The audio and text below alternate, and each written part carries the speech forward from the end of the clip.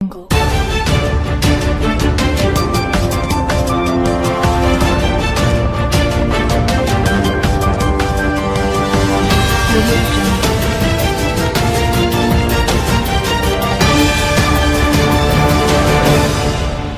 बिहार की सियासत एक बार फिर गर्म है और इस बार केंद्र में है राहुल गांधी, जो दरभंगा के अंबेडकर हॉस्टल में छात्रों से मिलने निकले, लेकिन कथित रूप से बिहार पुलिस ने उन्हें रोकने की कोशिश की।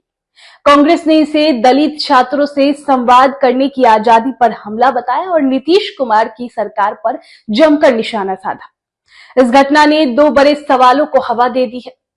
पहला ये कि क्या आज भी सामाजिक न्याय के सवाल उठाना सत्ता को असहज करता है, और दूसरा, क्या जाति जनगणना सिर्फ एक आंकड़ा संग्रहण है या असल में राजनीतिक चेतना का औजार बन चुकी है।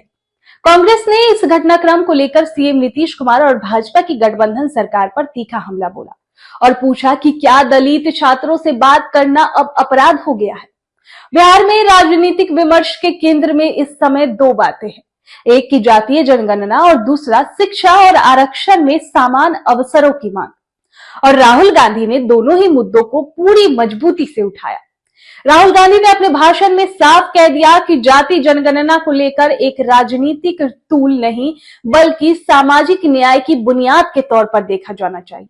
उनका तर्क था कि देश की 90% आबादी, जिसमें दलित, पिछड़ा, अति पिछड़ा और आदिवासी आते हैं, शिक्षा, प्रशासन, मेडिकल, कॉर्पोरेट और न्याय व्यवस्था में हाशिए पर है, जबकि इन्हें केवल मनरेगा और राशन कार्ड की लिस्ट में देखा जाता है।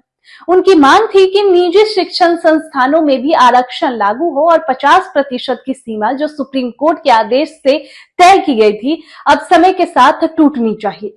ये मांग राजनीतिक रूप से भले ही विवादास्पद हो, लेकिन सामाजिक हकीकत के संदर्भ में बेहद प्रासंगिक है। दिलचस्प बात यह है कि यहाँ पर भाजपा नीति केंद्र सरकार ने हाल ही में जाति आधारित जनगणना कराने की घोषणा कर दी है, एक ऐसा कदम जो कांग्रेस और विपक्षी दलों के एजेंडे का हिस्सा रहा है।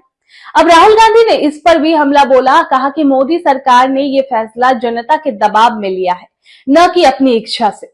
उन्होंने इसे भाजपा की राजनीतिक बाध्यता बताया, न कि सामाजिक संवेदनशीलता। अब सवाल उठता है, क्या ये सिर्फ चुनावी रणनीति है? देखिए, वर्तमान में बिहार में विधानसभा चुनाव नजदीक है। एनडीए और इंडिया गठबंधन आमने सामने है और नीतीश कुमार और भाजपा का सत्ता गठबंधन है, और दूसरी ओर राजद, कांग्रेस, वाम दल और वीआईपी जैसे दल एकजुट होकर मुकाबले की तैयारी में है। अब दोनों गुटों के लिए जातीय जनगणना और आरक्षण जैसे मुद्दे सिर्फ नीति नहीं, वोट बैंक की कुंजी बन चुकी है। ऐसे में सवाल उठता है कि क्या जातीय आंकड़ों की मांग सत्ता के पूर्ण वितरण के लिए हो रही है, या एक बार फिर सामाजिक पहचान को चुनावी मोहरा बनाने की रणनीति है। राहुल गांधी का अंबेडकर हॉस्टल जाना प्रतीकात्मक रूप से महत्वपूर्ण है। ये एक कोशिश है कि दिखाने की कि कांग्रेस अब फिर से समाज के सबसे हाशिए पर खड़े वर्गों से सीधे संवाद बनाना चाहती है। लेकिन अगर इसे रोका गया, जैसे राहुल गांधी का दावा है, तो ये सिर्फ एक प्रशासनिक मुद्दा नहीं, बल्कि उस चुप्पी का प्रतिनिधित्व करता है जो दलित छात्रों, पिछड़े छात्रों और उनके जीवन के संघर्षों को अक्सर अनदेखा करती है। बिहार सरकार को जवाब देना होगा कि क्या छात्रों से संवाद पर रोक लगाना उचित है?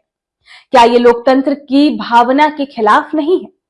बिहार में इस साल विधानसभा चुनाव है। एनडीए बनाम इंडिया गठबंधन की टक्कर वैसे तो हर चुनाव में दिखती ही है, लेकिन इस बार मुद्दा और जमीन पर खड़े सवाल कुछ अलग है। आरक्षण, जाति जनगणना और शिक्षा में भागीदारी अब सिर्फ चुनावी मुद्दे नहीं, बल्कि जन संघर्ष बनते दिख रहे हैं। लेकिन सवाल अब यह है कि क्या जातीय आंकड़ों की मांग के पीछे असल बदलाव की इच्छा है, या सिर्फ राजनीतिक गणित साधने की कोशिश? जनता अब सिर्फ भाषण नहीं चाहती, बदलाव की हकदार है, और सियासत अब नारे नहीं, नीतियों से तय होगी। खैर, इससे पहले आपकी इस पर क्या राय है, कमेंट बॉक्स में हमें जरूर बताएं। सूर्या हॉस्टल, एक बार अपने बच्चे को जरूर भेजें। सीमांचल का सर्वश्रेष्ठ हॉस्टल, 4ठी कक्षा से 10वीं तक, कोचिंग एवं ट्यूशन निःशुल्क, बेहतरीन और हर सुविधा से लबरेज। हमारा पता है दलन कटिहार। संपर्क करें 7903 464641 पर। हमारा वीडियो अगर आपको अच्छा लगा हो तो आप हमारे वीडियो को लाइक करें, शेयर करें और हमारे चैनल को सब्सक्राइब जरूर करें।